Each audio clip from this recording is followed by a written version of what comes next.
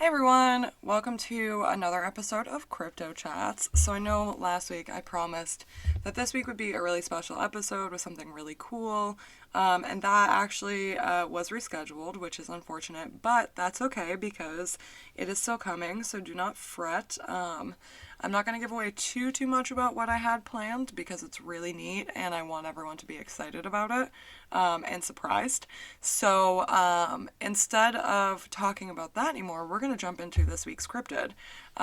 Since I had a completely different plan for this week, I kind of just threw my notebook and whatever it landed on, I was like, great, that's what we're going to do. So we're going to talk about the Batsquatch.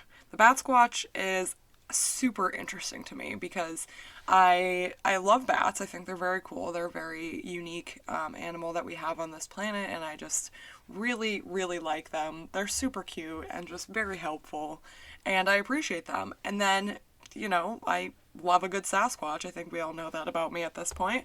So you put those two things together, and it's like the ultimate cryptid. I mean, maybe not the ultimate cryptid, but it's up there. It's up there on the list. So yeah, let's get into it. So in May of 1980, the volcano in Washington State that we all know as Mount St. Helens actually erupted. And it erupted due to, I think this was mostly caused by the fact that there was a really large earthquake that hit the area just before, and the pressure of it caused this volcano to erupt. And around the same time, so like shortly after the actual eruption of the volcano, people started seeing this weird creature flying through the sky in the same general area of this volcano. And then, naturally people kind of came to the conclusion that, like, okay, so this thing was living either in or around the volcano and was disturbed by its eruption, and now it's pissed and it's coming for us, which I think is a fair conclusion to draw at that moment, because that makes sense to me. But yeah, so basically, this volcano erupted. People start seeing this crazy creature that was described as having blue fur, bright yellow eyes, a muzzle that was somewhere between a wolf, a fox, and a bat, bird feet. This is funny, just like funny piece of information about it. Bird feet.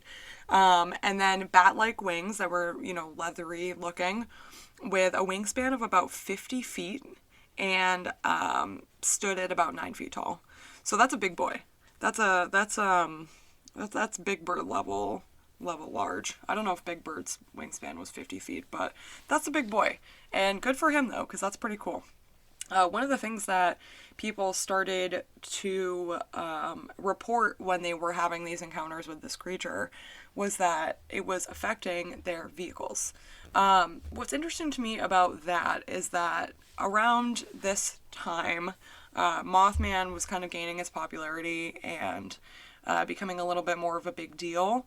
And because people knew that Mothman was known to affect man-made things like the bridge in Point Pleasant and things like that, that this cryptid must be somewhere in the same like family tree as Mothman because of its ability to affect car engines and vehicles and things like that. And I think that's really interesting just because, that's like, again, with the conclusion that they came to about this creature maybe living in the volcano, it feels like a natural next step to be like, oh, well, this thing can do the same kind of, bullshit on our cars that Mothman can do on a bridge. They're probably related. And they both have wings.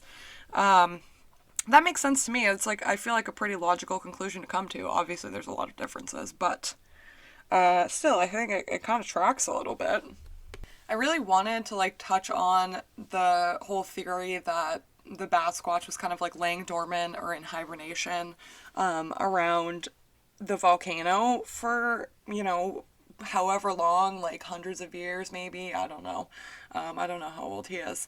But I learned recently from TikTok that none of us actually know what hibernation is, because I think at least I, going to public school, was under the assumption that a bear just goes to sleep for 6 months throughout the winter and then wakes up.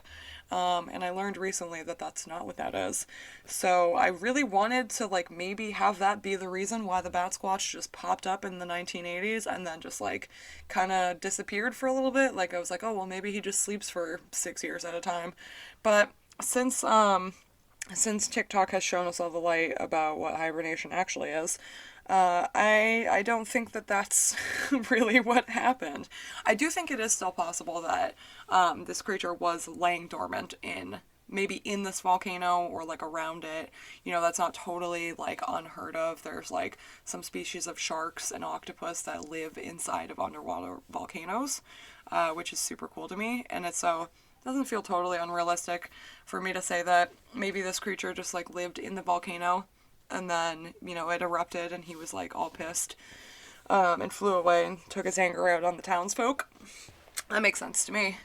But yeah, I mean, I don't know. There's a lot of time in between a lot of these sightings. You know, we've got 1994, 2009, there's one from 2011 and then 2014, and it's kind of just like, oh, well, what's this guy doing in that time? Because at this point, I'm not really super sure I'm convinced that this is a group of cryptids rather than just a single one.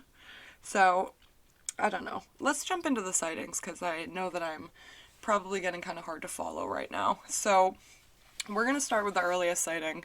It was in 1994, and to my knowledge, there were a couple other like reported sightings in between the first sighting of this creature in 1980 and this one from 1994. But nothing like specific enough for me to be able to tell you the whole story of what happened. So you'll notice there's a jump there, and that's mostly why. But some of the stuff that is in these sightings were previously reported from other people, just as little tidbits instead of like full actual reports. So in 1994, there was a man named Brian Canfield who was driving along some of the roads that kind of are around Mount St. Helens, not necessarily like up the mountain or through the, you know, volcano's path or anything, but in the general area, where he said that his truck stopped in the middle of the road, and then right before his truck stopped, he reported that a described Batsquatch landed in the road in front of him. So this is like one of those weird cases where, you know, all of the stuff lined up, but a lot of people wrote it off as a hoax until 2009 when another sighting came out, and then everyone was like, oh, okay, well maybe. So then we'll fast forward to 2009 so you can hear this sighting. So there were several hikers that were all separate from each other. It was like 2 or 3 groups of hikers, all from different vantage points on this hiking trail, that all saw this creature.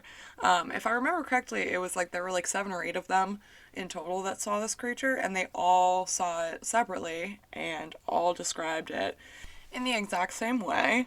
And then what's also interesting is that they actually reported that it flew out of a crevice of Mount Shasta, that's just cool. Like they all saw it from separate vantage points and still all kind of reported the same thing, but then also this weird detail of it flying out of like a crack in this mountain is super interesting to me. And so obviously you can kind of see where like before people maybe thought it was a hoax, but there, you know, was some validity and like credibility to this group of like 7 or 8 people all seeing the same thing from like different angles, which is neat. I think that's always kind of cool. So we're going to fast forward a couple more years to June of 2011. This one's a little hinky, but I kind of like it. I think it's interesting and like very relatable. It's like relatable content. So there's a man in his yard who's walking his dog, and he sees a creature flying above them. And this is his like direct statement. I saw something flying in the sky. It had bat wings, blue fur, and glowing red eyes. It was about 9 feet tall at least, and after I watched it, it just flew away. Um, that one, something about it feels very relatable to me. I just, like, how many times have I been outside, like, walking my roommate's dog and then, like, staring at the sky looking for something weird to happen? And this man just minding his business, walking his dog, and, the Batsquatch flies overhead. Um, I don't know. I think it's interesting. I don't know. I don't have much of an opinion on this other than I think it's kind of interesting. So we're gonna just fast forward to 2014, where this one's definitely cooler. This one I have a little bit more of an opinion on because it's like, again, another like huge group of people reporting seeing this creature. So a second period Spanish class sees a giant black mass fly by their classroom at incredibly high speeds. And they told reporters that the wingspan was about 30 feet and it was about 9 feet tall. That's so cool to me because, like, can you imagine being in school, like, just hanging out in your class and you, like, look out the window and, you know, a weird cryptid flies by the window and, like, your whole class sees it? That one I think is really interesting because first of all, I didn't get any details about where this school is, which is, like, I know it kind of doesn't really sell the story that much, but that's okay. But I don't know. I just think the details of it are really interesting. I don't know. That's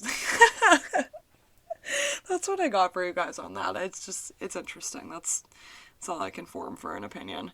I would like to just note that in my notes, sometimes I do my research in the middle of the night when I get home from work, and sometimes I reread my notes afterwards and kind of just laugh to myself.